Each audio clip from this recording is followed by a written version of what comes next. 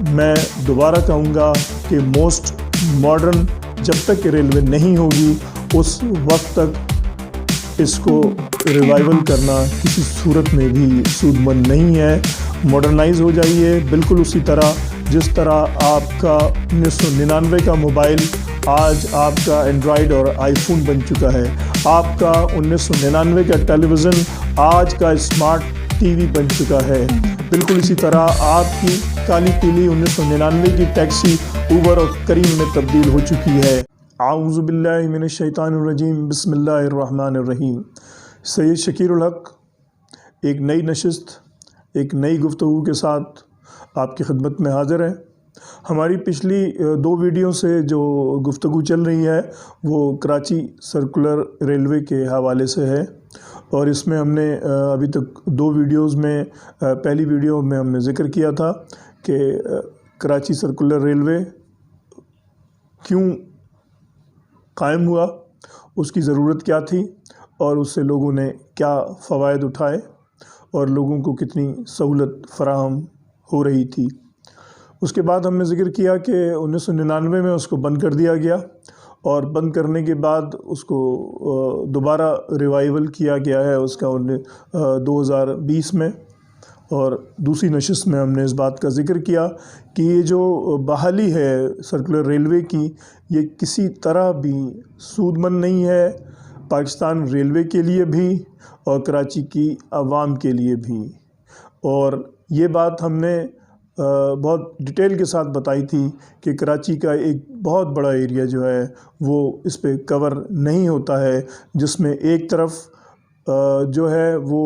Defence का पूरा इलाका है, दूसरी तरफ मलीर के बहुत सारे इलाके हैं, तीसरी तरफ गुलशन इकबाल और गुलिस्तान जौहर के बहुत सारे इलाके हैं और चौथी तरफ स्कीम 33 और सुपर हाईवे पूरा इससे कवर नहीं होता है और पांचवी तरफ जो है इसमें सरजानी टाउन, नॉर्थ कराची और नॉर्थ अहमदाबाद का एरिया पूरा कवर नहीं होता है और आखिरी जो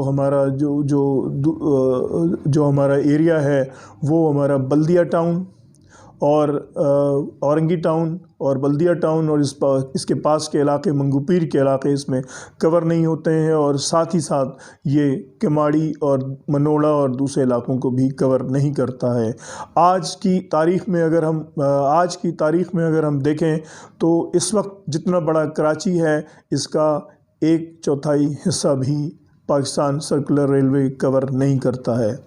आज हम इस बात पे बात करेंगे कि हमने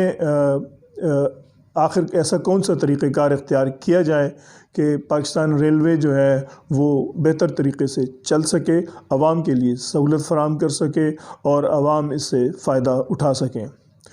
पहली हम ज़रा सा तज़किरा करेंगे अपनी पिछली वीडियो का,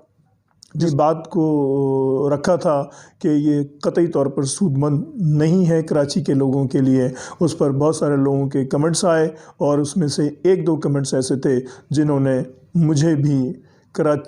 भी ट्रांसपोर्ट माफिया का नुमाइंदा करार दे दिया। मैं सबसे पहले इस बात का जवाब दूंगा और इस बात का जवाब सिर्फ जिन लोगों ने मुझे ट्रांसपोर्ट माफिया का नुमाइंदा करार दिया है उनके लिए मेरे पास सिर्फ 2 जवाब है। पहला जवाब तो ये है कि नवंबर की 19 तारीख को इसका इफ्तिताह हुआ और उस वक्त से लेकर आज तक 1 इंच भी आगे सर्कुलर रेलवे नहीं बढ़ सकी है।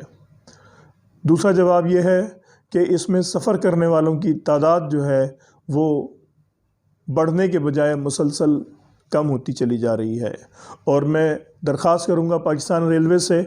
कि अगर वो ये साबित करना चाहते हैं कि पाकिस्तान कराची के लोगों में इस सर्कुलर रेलवे को पजीराई मिली है तो वो रोज़ाना की बुनियाद पर जो टिकट फ़रोख्त हो रहे हैं KCR के, उसका डाटा अपनी वेबसाइट पर अपलोड कर दे तो दूध का दूध पानी का पानी हो जाएगा। हम बात को आगे बढ़ाते हैं और तज़किरा करते हैं इस बात का कि आखिर ऐसा कौन सा तरीक़ेकार इख्तियार किया जाए जिसकी बिना पर हमारा ये सर्कुलर का निज़ाम जो है वो लोगों के लिए फ़ायदेमंद हो। नंबर 1,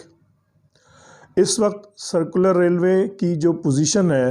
اس پوزیشن پہ سب سے پہلا کام یہ کرنا چاہیے کہ دونوں جتنا ایریا آپ کے پاس موجود ہے ریلوے لائن کے دائیں طرف اور ریلوے لائن کے بائیں طرف، اس میں سب سے پہلے آپ فینس لگا دیں، باڑ لگا دیں، اور دوسرا کام آپ کو یہ کرنا ہوگا کہ وہ علاقے جو سرکولر ریلوے میں اس وقت تک شامل نہیں ہیں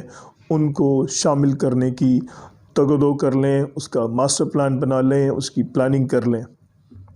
جب تک کہ آپ تمام علاقوں کو ان کے روڈ کے نیٹ ورک سے اس ریلوے کو منسلک نہیں کریں گے، یہ ریلوے دوبارہ نقصان کا باعث بنے گا اور ایک دفعہ پھر بند کر دیا جائے گا۔ اس کے لیے بہت ساری تجاویز جو ہیں وہ وقتاً فوقتاً پیش کی جاتی رہی ہیں۔ اس میں جیٹرو نے بھی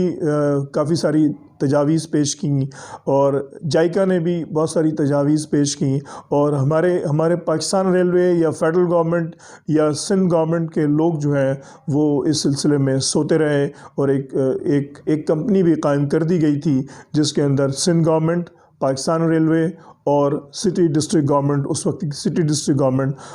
سب کو ملا کر 60% شیئر جو تھا پاکستان ریلوے کا تھا، 25% سندھ گورنمنٹ کا شیئر تھا اور 15% سٹی ڈسٹرکٹ گورنمنٹ کا شیئر تھا۔ اگر یہ منصوبہ جیسا کہ 60، 25 اور 15% کے شیئر کے حساب سے چلتا رہتا اور یہ منصوبہ اس وقت سے 2008 سے لے کر آج تک اس منصوبے پر عمل کیا جاتا، تو اس کے لیے جائکا کی طرف سے اربوں روپے، اربوں ڈالر کے لون کی سہولت بھی موجود تھی، اور دوسری سہولت یہ موجود تھی کہ یہ منصوبہ جب پایہ تکمیل تک پہنچ جائے گا، اور پایہ تکمیل تک پہنچنے کے بعد 10 سال کے بعد اس کا لون ریفنڈ شروع ہوگا، اور اس کے سود کا جو اماؤنٹ ہے وہ بھی بہت ہی کم تھا، جس کو ہم مارک اپ کہتے ہیں۔ مارک اپ کا جو پرسنٹیج تھی وہ بھی بہت کم تھی۔ بہرحال اس کو اویل نہیں کیا گیا۔ پھر اس کے بعد اس منصوبے کو سی پیک میں شامل کیا گیا، اور سی پیک میں بھی اس وقت ابھی تک کوئی کام نہیں ہو رہا ہے۔ اور پچھلے دنوں جیسا کہ آپ کو سب کو معلوم ہے، ہم نے بھی اپنی ویڈیو میں ذکر کیا کہ اس کو جو ہے 19 نومبر 2020 کو اس کو ریوائول کیا گیا، اور ریوائول کیا کیا گیا، وہ جو ٹرین ہے جو آپ کی پپری سے مارشلنگ یارڈ سے سٹی اسٹیشن پر اسٹاف کو لانے اور لے جانے کے لیے چلتی تھی، وہ آج بھی چل رہی ہے۔ کسی قسم کا کوئی ریوائول نہیں ہوا ہے۔ 2-4 پٹریوں پر سے کچرا اٹھا کر 2-3 ریلوے اسٹیشن کے اوپر کلر کر آپ اس کو پاکستان سرکولر ریلوے کا ریوائول نہیں کہہ سکتے۔ یہ پاکستان کے لوگوں کے لیے، کراچی کے لوگوں کے لیے اور کراچی کے شہریوں کے لیے ایک لالی پاپ ہے۔ میں صرف ایک بات کہوں گا کہ جب تک کہ آپ اس ریلوے کے سرکولر ریلوے کے نیٹ ورک کو نئی آباد ہونے والی آبادیوں کے ساتھ کنیکٹ نہیں کریں گے، اس نیٹ ورک کو ان آبادیوں کے ساتھ نہیں ملائیں گے، آپ کو کسی قسم کا کوئی فائدہ نہیں ہوگا۔ آپ اپنی مثال لے لیں، 1999 میں یہ نیٹ ورک جو ہے وہ